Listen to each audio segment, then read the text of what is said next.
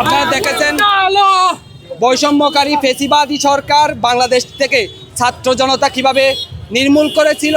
আপনারা দেখেছেন বৈষম্য কখনো বাংলাদেশে স্থায়ী হয় নাই। আপনারা দেখেছেন রাজপথ কখনো কারো সাথে বেইমানি করে না। আপনারা ইতিপূর্বে সব সত্য দেখেছেন। আজও আমরা রাজপথে দাঁড়িয়ে বলতে চাই, এই বৈষম্য কমিটি অতিবিলম্বে যদি প্রত্যাহার করা না হয়, পুনর্বিবেচনা করা না হয়, তাহলে আমরা আবারও রাজপথ থেকে এই প্রতিবাদে সক্রিয় থাকব।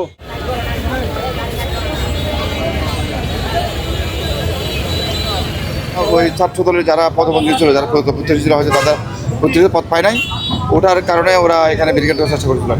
আচ্ছা, ওরা বলছে যদি এই বিষয় সমাধান না আসে পরবর্তী আরো কঠোর কর্মসূচির কথা বলছে।